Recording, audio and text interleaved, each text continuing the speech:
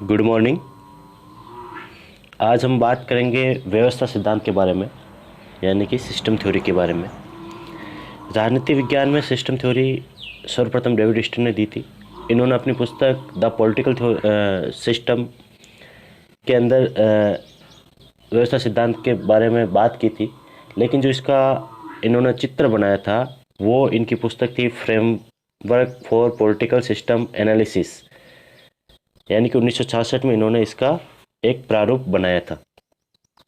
लेकिन इन सबसे पहले हम बात करते हैं कि सबसे पहले व्यवस्था सिद्धांत को कौन से विषय में आया। तो सबसे पहले व्यवस्था सिद्धांत आया था जीव शास्त्र के अंदर। किसके अंदर आया था?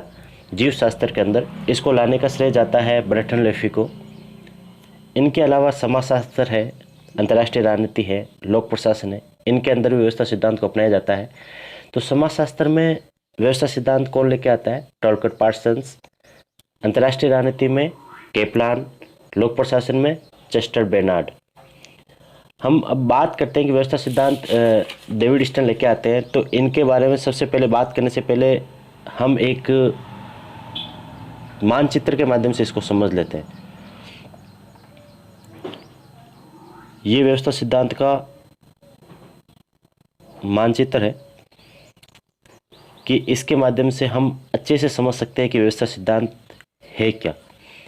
डेविड ईस्टन क्या मानते हैं कि जो समाज है उसको एक व्यवस्था मानता है। क्या मानता है? समाज को एक व्यवस्था मानता है और राजनीति को उसकी एक उपव्यवस्था मानता है। क्या मानता है? राजनीति को एक उपव्यवस्था मानता है। वो समाज को पर्यावरण के नाम से अंकित करता है। किसके नाम से अंकित करता है? पर्यावरण के नाम से। जैसे कि इस चित्र में आप देख रहे हो कि जो चारों ओर जो आवरण बना हुआ वो पर्यावरण का, यानी कि ये समाज है। क्या है? समाज। समाज के अंदर एक उपव्यवस्था मानता है किसको? राजनीति को। राजनीति के अंदर वो कहता है कि तीन चीजें होती है: निवेश, रूपांतरण प्रक्रिया और निर्गत। निवेश यानी कि निवेश के अंदर दो चीजें शामिल करता है, मांग और समर्थन। कि जो समाज के अंदर, जो राजनीति के अंदर जो निवेश करने की जो जरूरत होती है वो होती है मांग और समर्थन की। लोगों की क्या मांगे हैं, उन मांगों के ऊपर उसको कार्य करना पड़ता है। रूपांतरण प्रक्रिया यानी कि सरकार उन मांगों पे क्या करती है? निर्णय लेती है और उन मांगों को किस में चेंज करती है? निर्गत में, यानी कि उनके लिए नीतियाँ और निर्णय लेती है। समझ आ रहा है आपके? सबसे पहले क्या करना है? निवेश। कि सरकार के सामने क्या होती है? सबसे पहले मांग और समर्थन आता है कि सबसे पहले मांग उठाई जाती है और उस मांग के समर्थन में लोग आते हैं कि इस प्रकार की मांग है और इसके समर्थन में कुछ आपका समर्थन करते हैं। जब मांग उठती है सरकार के सामने तो मांग को सरकार क्या करती है? उसको निर्गत में परिवर्तित करती है। किस में परिवर्तित करती है? निर्गत में। यानी कि जो भी मांग उठी है, जैसे शिक्षा से संबंधित मांग उठी है, जैसे पर्यावरण से संबंधित मांग उठी है, जो भी मांग उठेगी उससे संबंधित सरकार क्या करेगी? नीतियों का निर्माण करेगी। नीतियों के निर्माण के माध्यम से क्या होता है कि वो समाज में जो मांग उठती है उसकी आपूर्ति हो जाती है। फिर उसके बाद में समाज जो होता है वो फीडबैक देता है कि जो हमने मांग की थी उसके अनुसार आपने जो नीति बनाई है वो नीति कहाँ तक सही है। तो वो फीडबैक पर्यावरण के माध्यम से वापस सरकार के पास आ जाता है कि आपने जो नीति बनाई थी, हमने जो शिक्षा से संबंधित जो मांग उठाई थी, उस मांग के समर्थन में जो आपने नीति बनाई है वो नीति कहाँ तक सही है। यानी कि समाज, यानी कि पर्यावरण उस पर डिसीजन लेता है। वो वापस फीडबैक के माध्यम से सरकार के पास आ जाता है कि जो आपने नीति बनाई वो अच्छी है या बुरी है। जैसे कोई भी नीति बनाते हैं तो उसका फीडबैक जरूर रहता है सरकार के पास। कई बार ये होता है कि शिक्षा नीति अच्छी है या बुरी है। जैसे नई शिक्षा नीति आई है अभी, तो इसके बारे में क्या होगा? लोगों की मांग थी कि शिक्षा में कुछ चेंज होने चाहिए। तो मांग को सरकार ने क्या किया? नीति में परिवर्तित कर दिया। नीति में परिवर्तित किया मतलब उसके लिए एक नीति बना दी, शिक्षा नीति। अब शिक्षा नीति बनाने के बाद अब समाज फीडबैक देगा। आप लोग सारे लोग फीडबैक दोगे कि ये जो शिक्षा नीति है वो कैसी है। फीडबैक सरकार के पास जाता है कि अच्छी है तो वो शिक्षा नीति को और आगे बढ़ाएंगे। यदि उसमें कुछ परिवर्तन करना है, आप उसका विरोध करते हो, तो क्या करेगी सरकार? उसमें कुछ परिवर्तन करेगी कि इन मुद्दों पे, इनमें जो पर्यावरण है, जो समाज है, उसमें समर्थन नहीं मिल रहा है, तो वो क्या करती है? उसमें परिवर्तन करती है। तो ये प्रक्रिया निरंतर चलती रहती है। यही व्यवस्था सिद्धांत है। अब इनको अलग अलग ग्रुप में अपन समझते हैं। क्या करते हैं, अलग अलग ग्रुप में जो व्यवस्था सिद्धांत के जो मूल भाग है उनके बारे में चर्चा करते हैं। तो हम सबसे पहले बात करते हैं निवेश के बारे में। निवेश क्या होता है, क्योंकि आपने ये डायग्राम तो देख लिया। डायग्राम में समझ में आ रहा है कि जो निवेश है, निवेश यानी कि सबसे पहले मांग उठती है, उस मांग उठाने के लिए समर्थन भी देते हो आप लोग, उसके लिए आंदोलन भी करते हो, ठीक है। वो जाती है सरकार के पास। जब उसके लिए समर्थन मिलता है तो वो कहाँ जाते हो, सरकार के पास। सरकार क्या करती है, उस पर निर्गत यानी निर्णय लेती है, ठीक है। क्या करती है, निर्णय लेती है। निर्णय लेने के बाद क्या करती है, नीतियों का निर्माण करती है।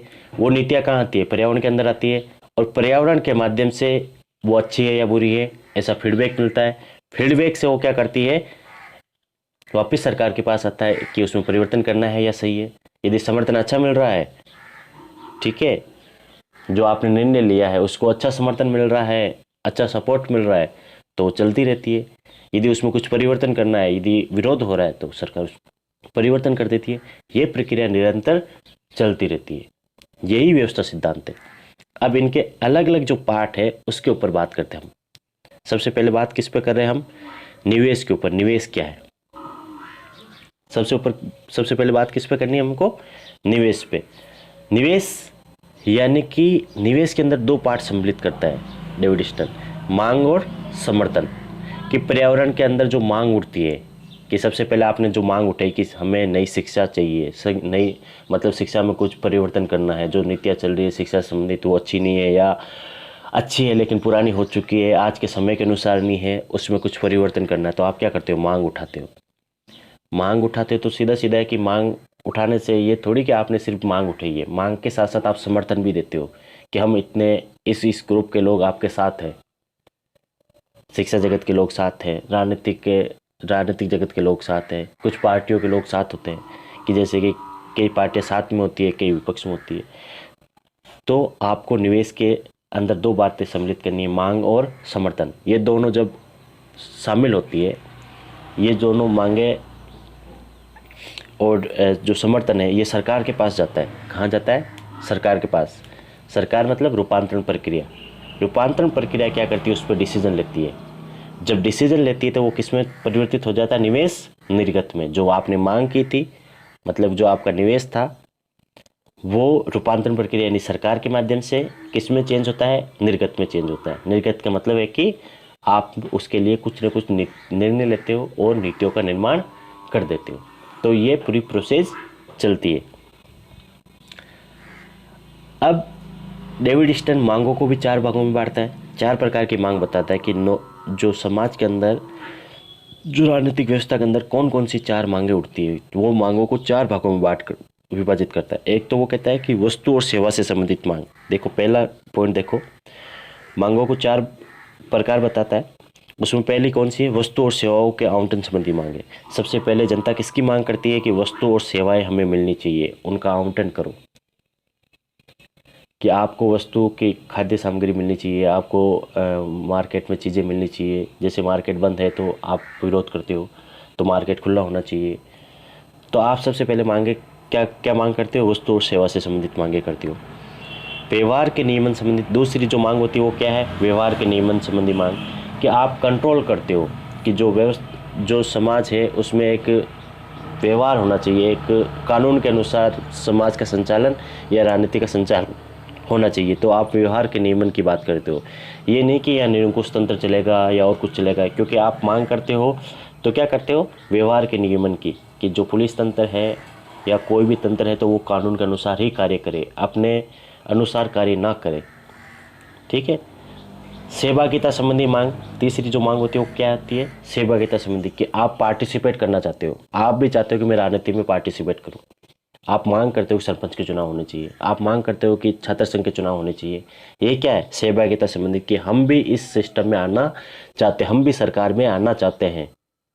तो आप क्या करते हो, सहभागिता संबंधी मांग करते हो कि हमें भी सहभागिता दो, सरकार के अंदर हमें भी सहभागिता दो। तो आप क्या मांग करते हो, जब छात्र होते हो तब आप क्या कहते हो कि हमें भी छात्र संघ के चुनाव करवाने चाहिए, जिससे कि हम राजनीति में आगे की पीढ़ी तैयार कर सके। आप ग्राम के अंदर हो तो आप कहते हो कि सरपंचों के चुनाव होने चाहिए। आप नगर के अंदर हो तो आप कहते हो नगर पालिका के चुनाव होने चाहिए। आप किसी विधानसभा क्षेत्र में अग्रणी हो तो आप कहते हो कि विधायक के चुनाव होने चाहिए।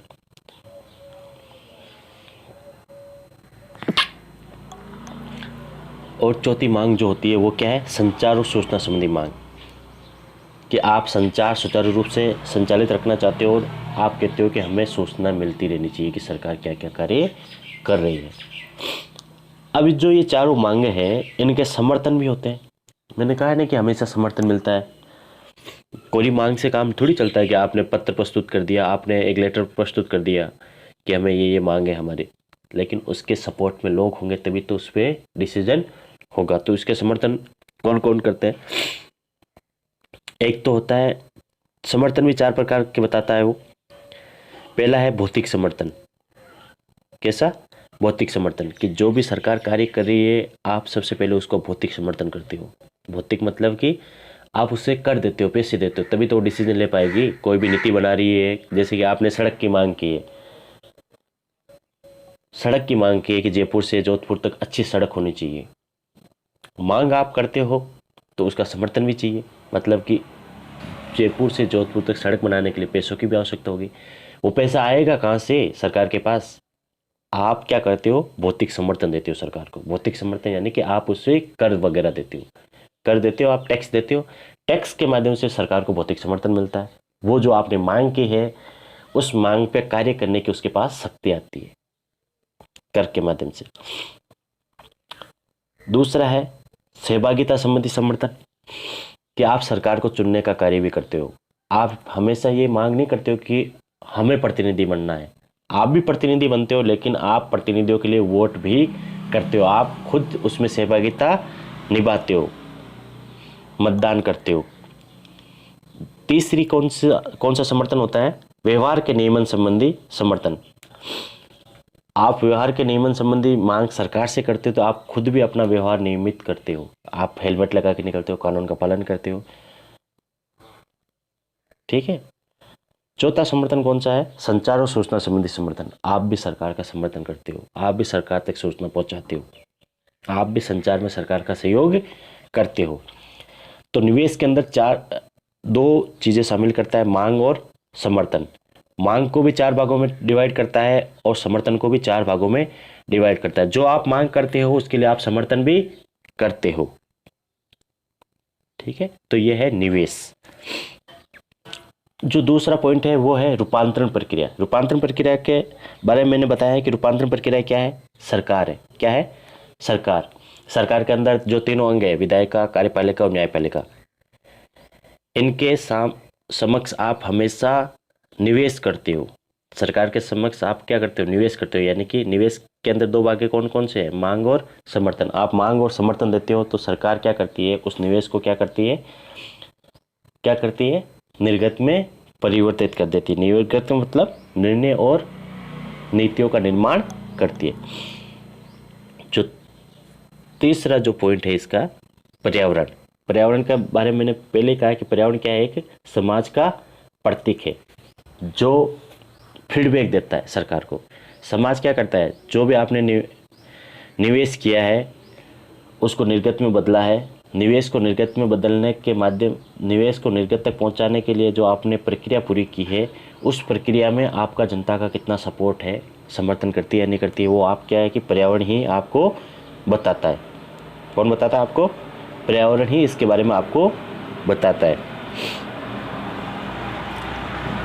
चौथा पॉइंट है फीडबैक, प्रतिसंपरण चक्र।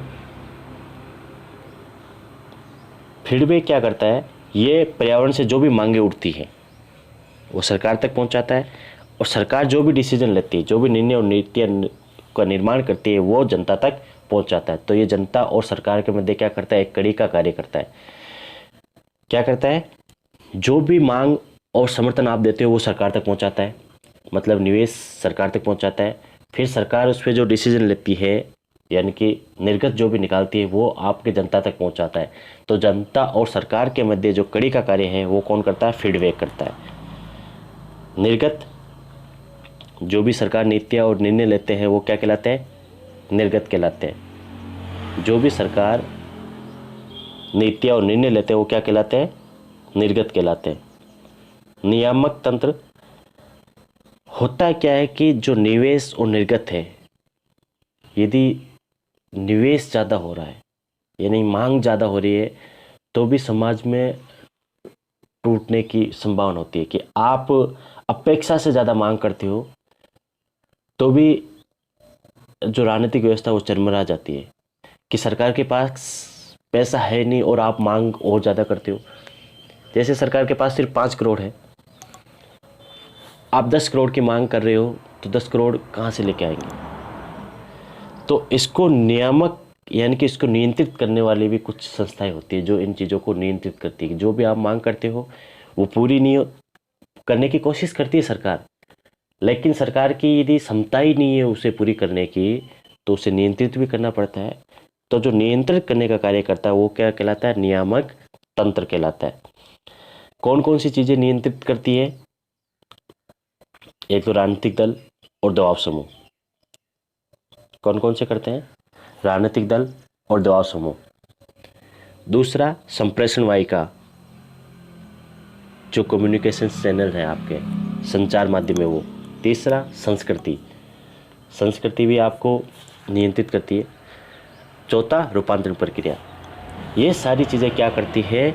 जो भी आप मांग करते हो और उससे जो भी निर्णय सरकार को लेने होते हैं इनके मध्य संतुलन का कार्य करती है कि सरकार से जो भी आप मांग कर रहे हो वो सरकार पूरी करने में या सक्षम है या नहीं है। यदि नहीं है तो उसको कंट्रोल करने की कोशिश करते हैं कि ठीक है आपकी 100% मांग पूरी नहीं की जाएगी लेकिन 50% हम पूरी कर सकते हैं, तो वो 50% तक लेके आता है उसको। ठीक है, तो ये क्या करते हैं? कंट्रोल करने का कार्य करते हैं। जो अब इसकी जो ये तो आपने इसके अंग देख ले कि कौन कौन से अंग थे जो कार्य करते हैं, लेकिन ईस्टर्न कहता है कि जो भी आपकी व्यवस्था सिद्धांत है वो निरंतर चलता रहता है। ये नहीं कि वो रुकता है, ये प्रक्रिया निरंतर चलती रहती है कि सबसे पहले मांग उठती है, रूपांतरण प्रक्रिया के माध्यम से वो निर्णय लिए जाते हैं, निर्णय पर्यावरण में जाते हैं, पर्यावरण के माध्यम से फीडबैक के माध्यम से वो वापस सरकार तक उसकी सूचना पहुंचती है।